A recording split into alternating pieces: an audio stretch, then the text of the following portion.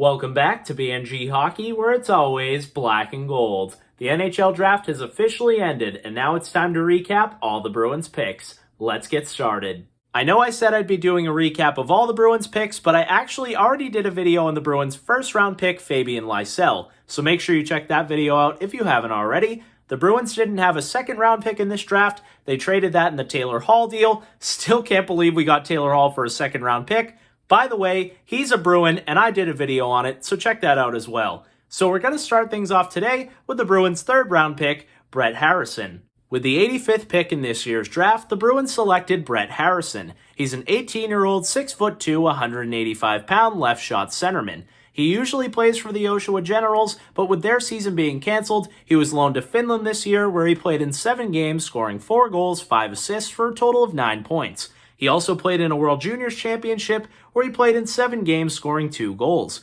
His last full season with the Oshawa Generals, he played in 58 games, scoring 21 goals, 16 assists for a total of 37 points. This is a player who's normally a center, but he can play both left wing and right wing, so he's versatile in that way. He's more of an offensive-minded centerman with a goal-scoring touch. And bonus, he's a Bruins fan, and he's not just saying that because he got drafted by them. He genuinely bleeds black and gold. And his favorite player is Patrice Bergeron. So what better player to model your game after than your captain, Patrice Bergeron? So that's really great to see. You always love guys who want to play for your team. Definitely seems like this kid wants to be a Bruin and has always wanted to be a Bruin. He has plenty of offensive upside and looks like he could be a great second-line center in the future for the Boston Bruins.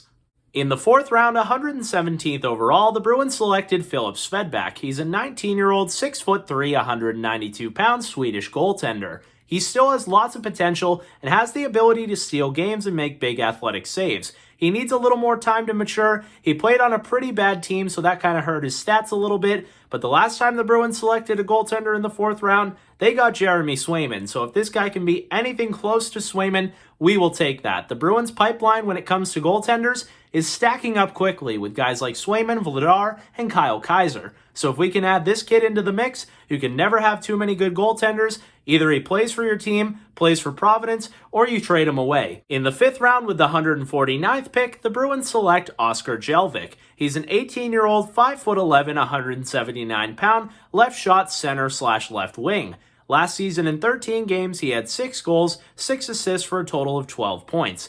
This is probably my least favorite pick the Bruins made in the entire draft, but I will say it seems like he has a high hockey IQ, he's able to make plays either from the wing or as a center, and he kind of models his game after Patrice Bergeron, so those are all very good things. He also knows Fabian Lysell pretty well and gave him high praise, once again hyping up that first round pick for the Bruins, a guy who I'm already excited about.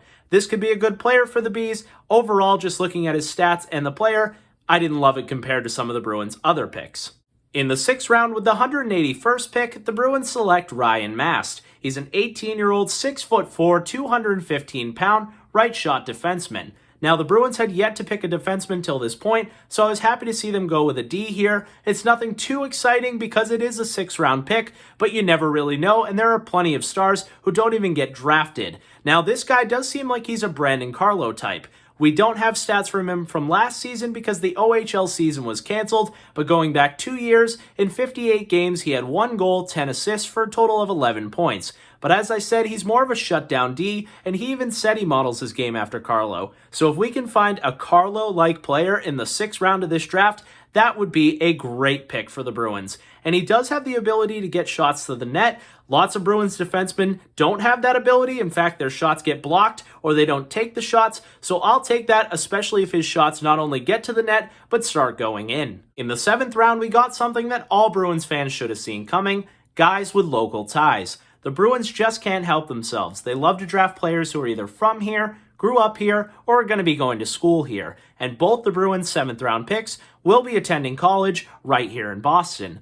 Let's start with the 213th pick in the 7th round, Andre Gasseau. He's an 18-year-old, 6'4", 205-pound left-shot centerman. In 42 games, he had 12 goals, 15 assists for a total of 27 points. He's not afraid to create space for himself and his line mates. Obviously, with that big 6'4" frame, he can get to the front of the net, screen the goaltender, and bang in a couple of cheap ones himself. He'll be attending Boston College, so the Bruins won't have to wait too long to see this player right in their hometown.